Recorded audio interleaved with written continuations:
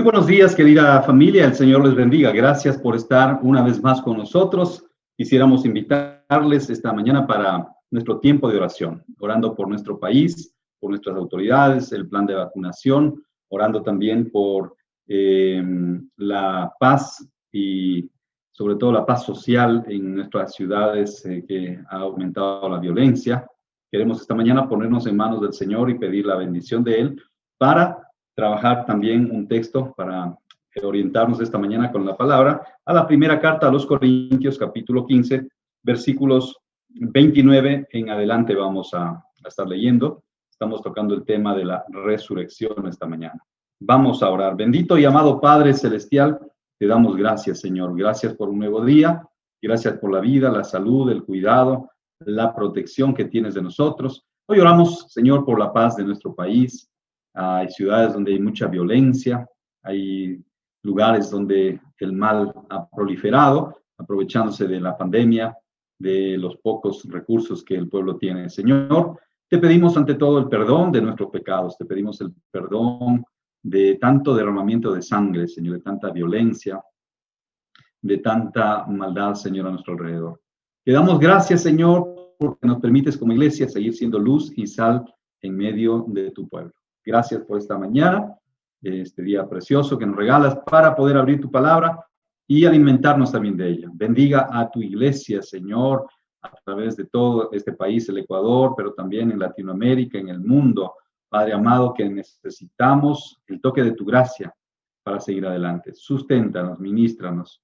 Bendice a la Iglesia Nacional, al pastor David Mutre, la junta directiva, los distritos, los comités, las asociaciones, Señor.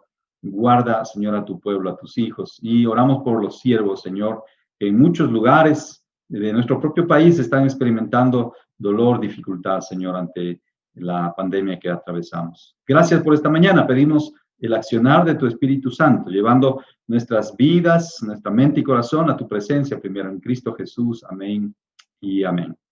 Que el Señor nos bendiga nuevamente. Estamos con la primera carta a los Corintios, el capítulo 15, vamos a la lectura, versículos 29 en adelante. Primera carta a los Corintios, capítulo 15, versículos 29 en adelante. Dice así la palabra del Señor. De otro modo, ¿qué harán los que se bautizan por los muertos? Si en ninguna manera los muertos resucitan, ¿por qué pues se bautizan por los muertos?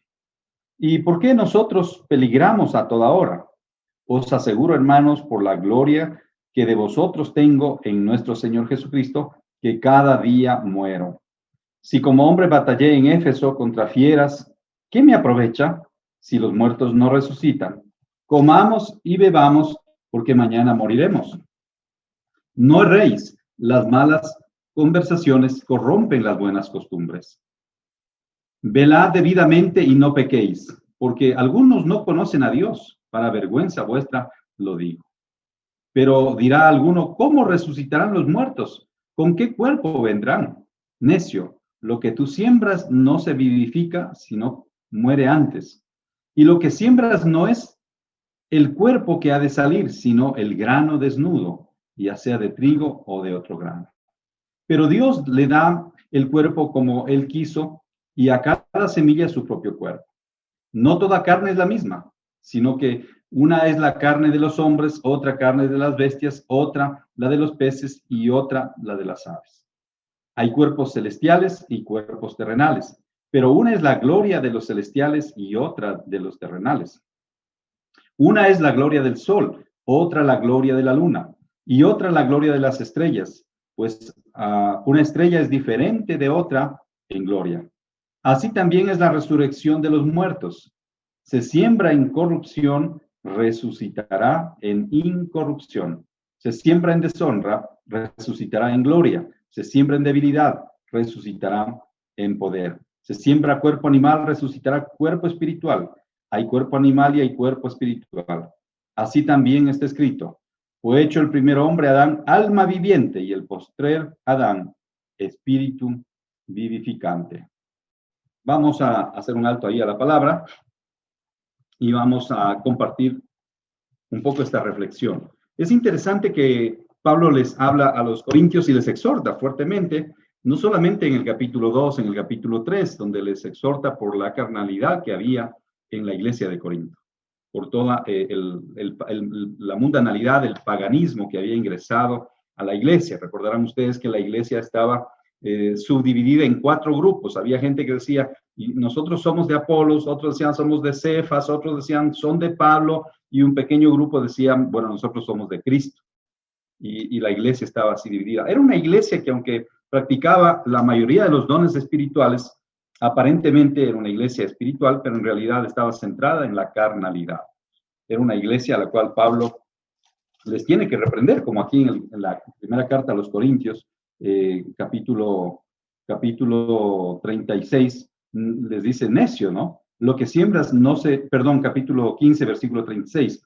Necio, lo que tú siembras no se vivifica, sino que muere antes. Y el verso 33, no erréis, las malas conversaciones corrompen las buenas costumbres. Los corintios estaban rodeados todavía de la influencia filosófica griega, donde se hacía una parodia de la resurrección. Aunque la iglesia de Corinto sí creía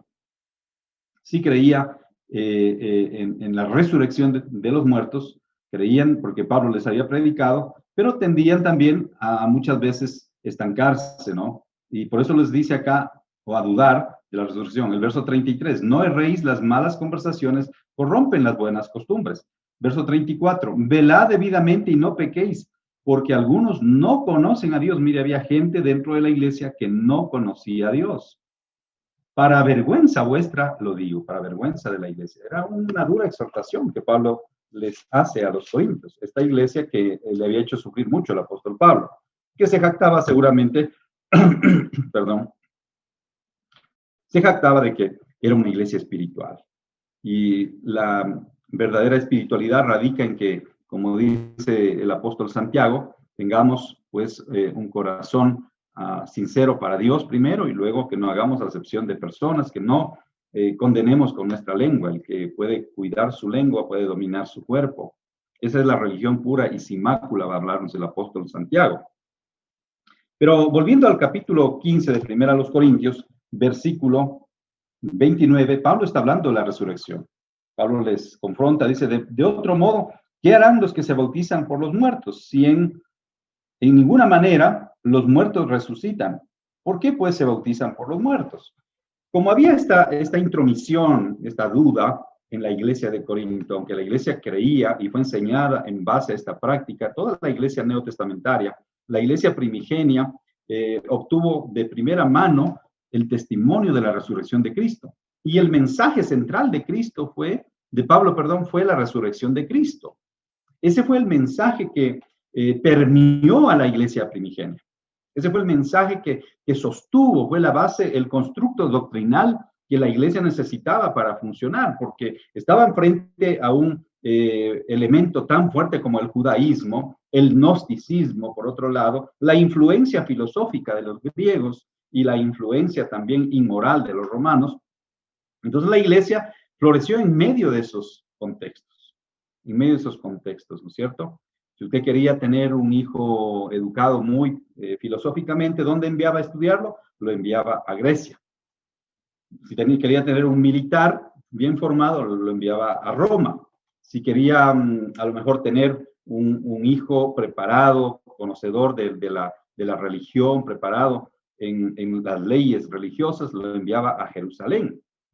Y estaban estos centros, ¿no es cierto? Estos centros tan importantes, bueno, también Cartago al sur y otras ciudades importantes, Alejandría en Egipto, que eran centros, ¿sí?, de estudio, de formación en el tiempo de la iglesia primigenia. Pero el apóstol Pablo, de primera mano, él da conocimiento de la resurrección de Jesucristo. Él dice, bueno, defiende a capa y espada en esta exposición magistral que hace Pablo del capítulo 15 de Primera a los Corintios. Dice, bueno, señores, la resurrección es real, señores, porque a mí se me apareció. La Biblia dice que se apareció Jesús resucitado a más de 500 personas, 500 discípulos. Porque la guardia, recordarán ustedes la guardia de Herodes y la guardia judía, tramaron indicar o enseñar a la gente que los apóstoles se habían robado el cuerpo del Señor Jesús. y que el cuerpo desapareció porque la evidencia no estaba. Entonces, claro, era lógico pensar, si el cuerpo no estaba, entonces se podría proclamar una resurrección. Es interesante que solo Jesús, por ser el Hijo de Dios, el Dios mismo hecho carne, resucitó. No así los demás líderes religiosos en el mundo. Nosotros podemos encontrar los huesos o las cenizas ahora de Buda, de Mahoma, quizá de ciertos, de Hare Krishna, de ciertos, o de Krishna, de ciertos líderes, Mao Zedong, ¿no es cierto? Y cuántos otros más que embalsamaron sus cuerpos para buscar la permanencia, la trascendencia también de la vida. Pero el cuerpo de Jesús realmente, literalmente, no apareció, no estaba porque había resucitado. Entonces la guardia romana y la guardia judía quisieron hacer creer, los sacerdotes judíos, que los apóstoles se habían robado el cuerpo de Cristo, los discípulos que habían llevado el cuerpo de Cristo. Pero ¿cómo podía suceder eso frente al temor que vivía, sí, que vivía y que estaban divididos los apóstoles? Unos se habían ido para un lado, para otro lado, no estaban juntos, algunos estaban en casa, la mayoría, pero no todos. Y no se podría entonces aprobar esta tesis de que los discípulos robaron el cuerpo de Jesús. Pero el apóstol Pablo dice, bueno, el libro de Hechos más bien dice que Jesús se apareció a más de 500 personas. No podía esto tratarse también de un engaño. Si se apareció a unos pocos, bueno, la gente podría decir, bueno, se apareció solo a unos pocos, pero se apareció a más de 500. Entonces hay pruebas indubitables de la resurrección del Señor Jesucristo. Esta máxima que manejó Pablo tiene que ver con su vida misma, ¿no? Que él, cuando iba camino a Damasco persiguiendo a la iglesia, el Señor se le apareció y él cayó al piso, cayó al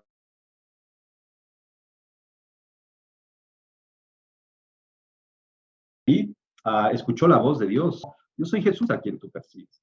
Inmediatamente esa luz que él quiso mirar dañó sus ojos, pero él escuchó audiblemente y vio también, diríamos, la gloria de Dios a través de esa luz potente que dañó sus retinas.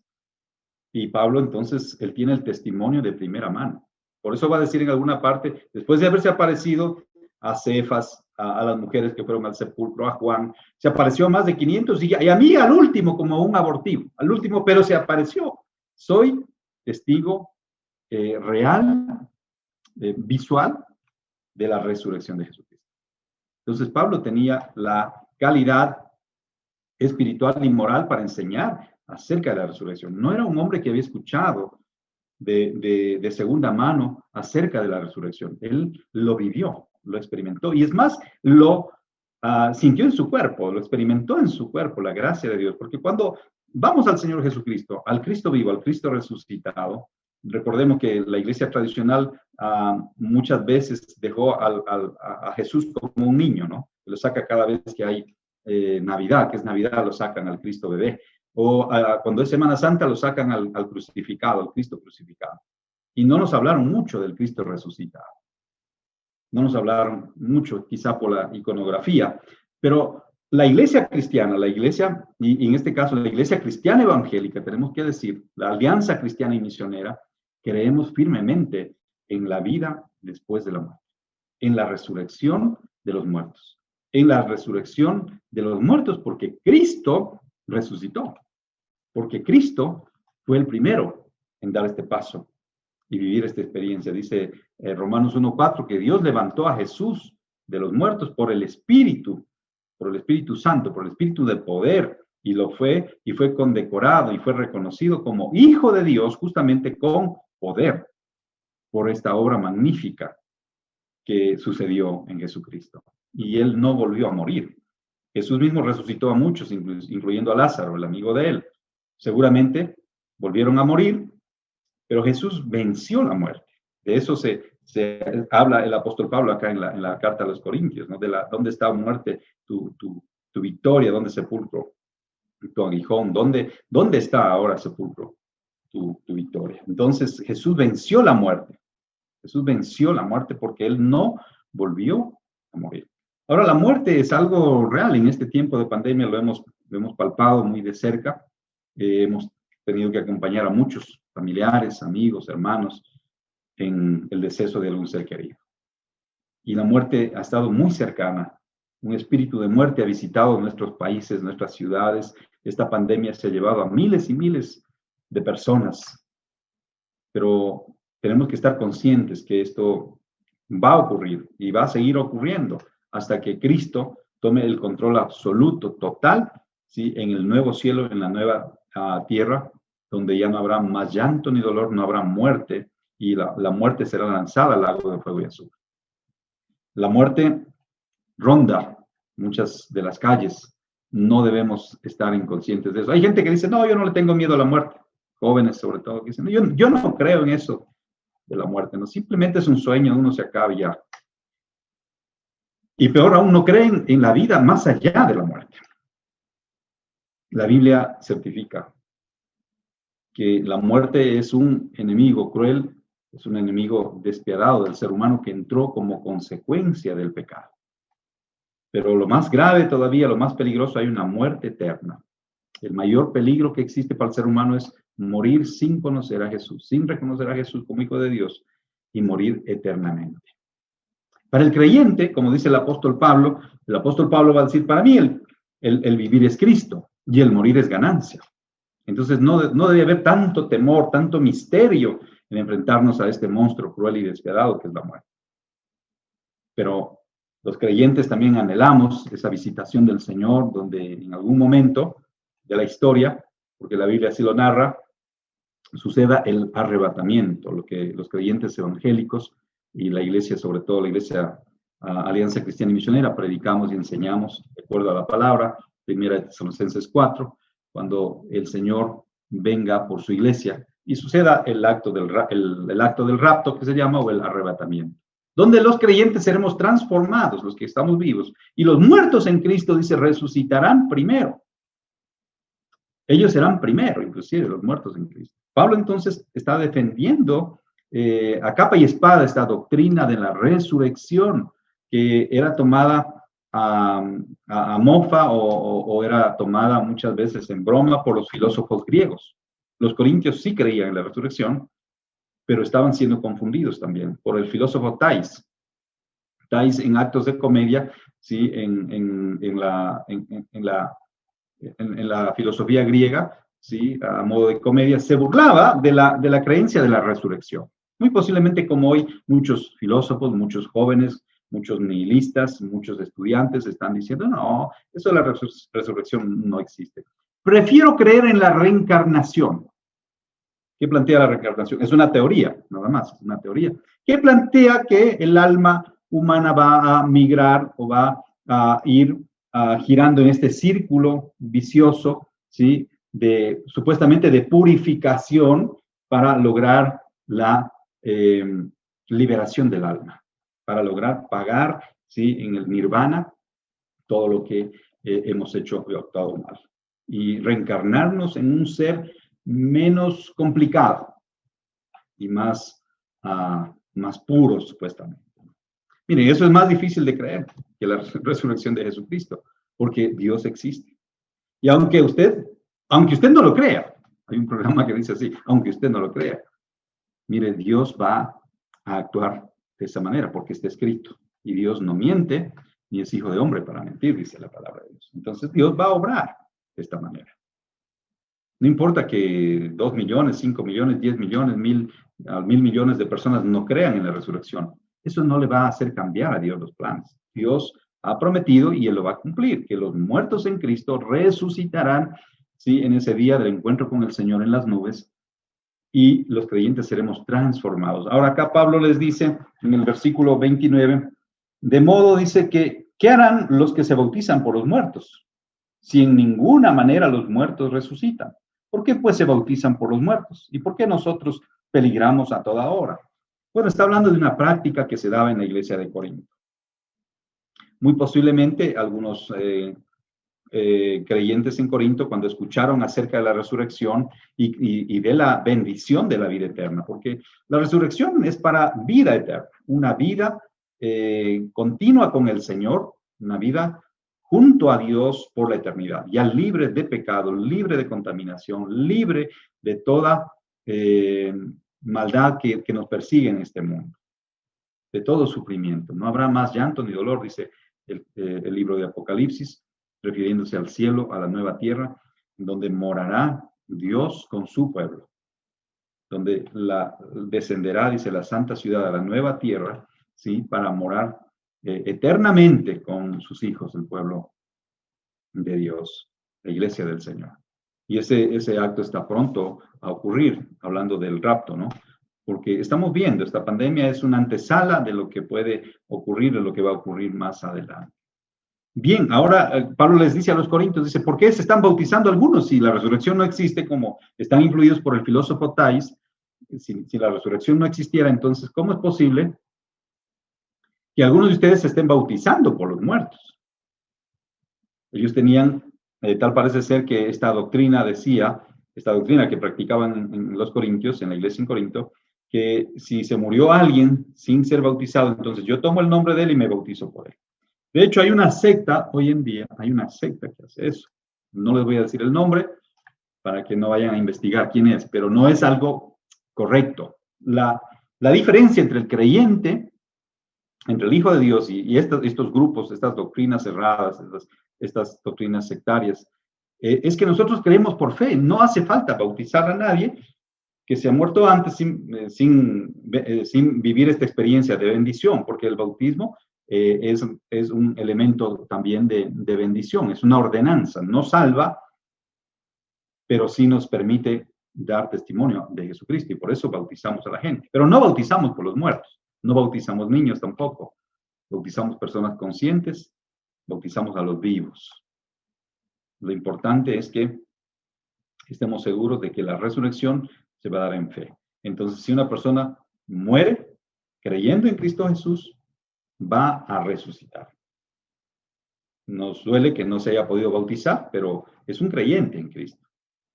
Mire, el ladrón que estuvo junto a Jesús en la cruz, él dijo, acuérdate de mí cuando vengas en tu reino, dijo Jesús. Jesús dijo, hoy estarás conmigo en el paraíso. No dijo, bautízate primero y de ahí vas a estar conmigo en el paraíso. Dios le dio la libre entrada porque la salvación es un acto de fe, es un regalo de Dios, es por gracia. El bautismo sí es una bendición añadida a nuestra vida. Sí es un testimonio público, una ordenanza que debemos cumplirla nosotros. Acá los corintios entonces estaban confundidos y estaban bautizando gente que había fallecido en el nombre de ellos, ¿no? Esa era una de las posibilidades a las que Pablo está acá. Pero bien, nosotros queremos seguir esta mañana. Dice el versículo 30, ¿y por qué nosotros peligramos a toda hora? ¿Por qué Pablo se da de tal manera? ¿Por qué seguimos predicando en la pandemia? ¿Por qué abrimos los templos a pesar de que mucha gente nos ha dicho, no abran los templos, se van a contagiar? Los templos son inseguros. Mire, la iglesia del Señor tiene que seguir predicando. Y nos hemos levantado en fe para predicar la palabra del Señor, conscientes de que este mensaje es real y verdadero. Que si bien es cierto, este virus afecta la salud física de los individuos, hay un virus peor, que es el pecado, que está afectando la mente, el alma, el espíritu de la gente y que le puede llevar a condenación eterna si no se arrepienten. Por eso es necesario que prediquemos. Y Pablo dice, por eso corremos el riesgo. Así que yo animo, querida iglesia del Señor, abra las puertas, querido pastor, consiervo, líder, abramos las puertas y prediquemos. Es tiempo de predicar la palabra de Dios, es tiempo de no parar, es tiempo de compartir el evangelio de la gracia. Es tiempo de que la gente se arrepienta y conozca a Dios, porque el desconocimiento de Dios, el desconocimiento del Hijo de Dios, hace que el hombre viva en pecado, viva perdidamente. El desconocimiento de la paternidad de Dios hace que el hombre viva en orfandad espiritual. Dios nos llama a vivir como hijos de Él. A lo suyo vino, dice, y los suyos no le recibieron. Mas a todos los que le recibieron, a los que creen en su nombre, les dio potestad de ser hechos hijos de Dios. ¿Sabe qué quiere Dios con su vida? Que usted sea su hijo, que vuelva a su creador. Usted le conozca a Dios. La rebelión del pecado nos lleva a ser desobedientes y por eso no queremos conocer a Dios. En nuestro desconocimiento de Dios pecamos, ofendemos a Dios, vivimos vidas que no agradan a Él y que no agradan a los demás también. Mire, tanta corrupción, tanta violencia, tanto daño. tanta desgracia tanta pobreza a nuestro alrededor, muchas veces fruto de ese desconocimiento y de esa falta de temor de Dios. Cuando hablo de temor, hablo de reverencia, de ese acercamiento a Dios. Vamos a hacer un alto entonces para orar esta mañana pidiendo al Señor que nos guíe, que nos dirija en este caminar. Padre, gracias por la iglesia del Señor. Gracias por tu iglesia, Padre. Es tuya. Nosotros los hombres solamente somos colaboradores. Y gracias que nos permites abrir los templos, Señor. Ahora que ya se está dando el plan de vacunación, pedimos que este plan pueda ser efectivo, Señor, pero que no nos descuidemos, que no nos relajemos, como se ha dicho en el argot popular, y que podamos, Señor, como iglesias también predicar la palabra de Dios. Abrir nuevos centros de predicación, células de casa, grupos de hogar, lugares de predicación, Señor. Salir a los campos, a los lugares, o extendernos en las ciudades con la predicación del Evangelio. Señor, permítenos llevar tu Evangelio. No somos dignos, Señor, porque pecadores somos, pero estamos seguros que tu gran amor, tu gracia, tu misericordia, tu perdón nos permiten hacer esto, Señor. Y no vamos en nuestras fuerzas, vamos en el poder de tu Espíritu Santo. Ayúdanos, Padre. Bendiga a mis hermanos, bendiga a la iglesia en el Ecuador, en Latinoamérica, en el mundo, para que sigamos avanzando en la predicación de tu palabra, Señor. Gracias por la provisión también, Señor. Oramos por los corazones generosos que están ofrendando, que están diezmando fielmente para sostener la obra. Que esto también traiga bendición a sus vidas, Señor. Gracias por lo que estás haciendo. Gracias por lo que vas a hacer. Pedimos tu bendición, tu protección sobre tu casa, tu pueblo, tu iglesia, Señor, sobre nuestros niños, nuestros jóvenes, nuestros hijos, señoritas jóvenes, Señor, que son parte de tu iglesia. Guárdales del mal, protégeles. Provee trabajo para el que no tiene, Señor. Bendiga a tu iglesia. En el nombre de Jesús. Amén y amén.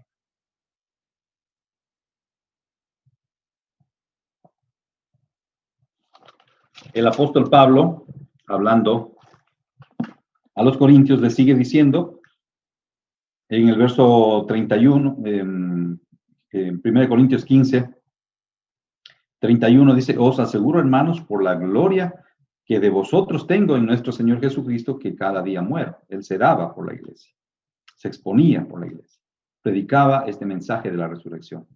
Si como hombre batallé en Éfeso contra fieras, ¿qué me aprovecha? Dice. ¿Qué me aprovecha entonces de todas las batallas, de todas las luchas, si no hay resurrección? Si los muertos no resucitan, comamos y bebamos, porque mañana moriremos. Esta era una filosofía carnal, una filosofía nihilista, terrenal, una filosofía que no da opción a la vida eterna. ¿Cuánta gente dice, no, con la muerte se acaba todo? No, hermanos. La muerte, en cierta manera, para el creyente es una transición a esa eternidad completa con Dios. Hoy la vida eterna empieza acá. La vida eterna empieza acá. Dice el Señor, el apóstol Juan, hablando las palabras del Señor Jesucristo, dice que el que cree en el Hijo tiene vida eterna. No dice tendrá. Juan 5:24. Tiene vida eterna. Pero el que rehúsa creerlo ya ha sido condenado. Mire qué importante es creer entonces. El Señor Jesucristo dijo en Juan 14:1, creéis en Dios, creed también en mí. Qué importante es que le demos a Jesús, ¿sí? La credibilidad, porque es digno de confianza. No porque no sea creíble, sino porque es digno de confianza. Démosle al Señor Jesús el lugar que se merece en nuestras vidas, en nuestros corazones, en nuestra familia, que el Señor Jesús sea el Señor de nuestras vidas, de nuestro matrimonio, de nuestro hogar, de nuestra casa, pero también de la iglesia. Y proclamemos a Jesús como el Señor de nuestras ciudades. Yo anhelo que Quito tenga un encuentro con Jesús, con el Jesús de la gloria, con el Jesús de la historia. Que Quito tenga un encuentro con el Cristo que salva, que santifica, que sana, que perdona, que viene pronto. Dice acá el versículo 33, 1 Corintios 15, 33, no erréis, las malas conversaciones corrompen las buenas costumbres. Claro, la influencia gnóstica y la influencia de la filosofía griega estaba merodeando la iglesia de Corinto, y por eso habían estas confusiones y habían prácticas, y también había dudas acerca de la resurrección. Y Pablo tiene que en esta magistral ponencia que les hace, en esta carta magistral, tiene que dejarles muy sentado de que la resurrección, ¿sí?, se dio, y la resurrección de Jesucristo se dio, y la resurrección de los muertos en Cristo se dará también para gloria eterna. No así los malos que resucitarán, pero para condenación eterna. Dice el verso 33, entonces no erréis, las malas conversaciones corrompen las buenas costumbres. Tenemos que apartarnos de este tipo de creencias falsas, de ideas y de cultura pecaminosa que lleva a vivir más bien confundidos o desanimados. Tenemos que aferrarnos al Señor. Por eso dice el verso 34, velad debidamente. Velad quiere decir orad con fervor, constantemente, y no pequéis. No solamente dudando, sino dejándonos llevar por la influencia filosófica del mundo, porque la influencia de este mundo es ateísta. Es una influencia anarquista, rebelde.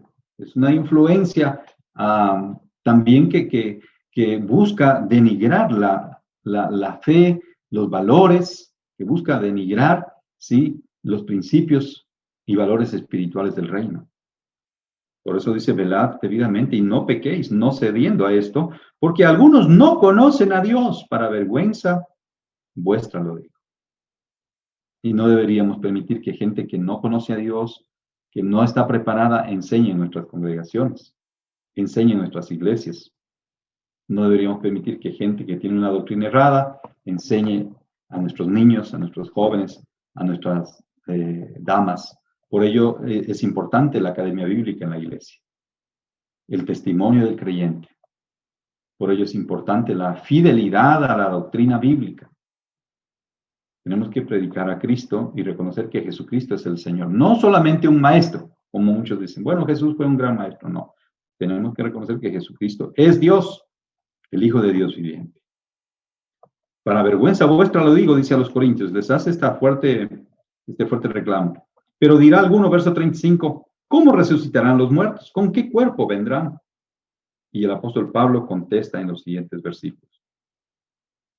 Verso 42 dice, así también es la resurrección de los muertos. Se siembra en corrupción, resucitará en incorrupción. Claro, esta carne, este cuerpo, se va a destruir. Al momento de que una persona fallece, el espíritu, el alma vuelve a Dios, pero el cuerpo vuelve al polvo. Y se va a destruir, se va a hacer polvo.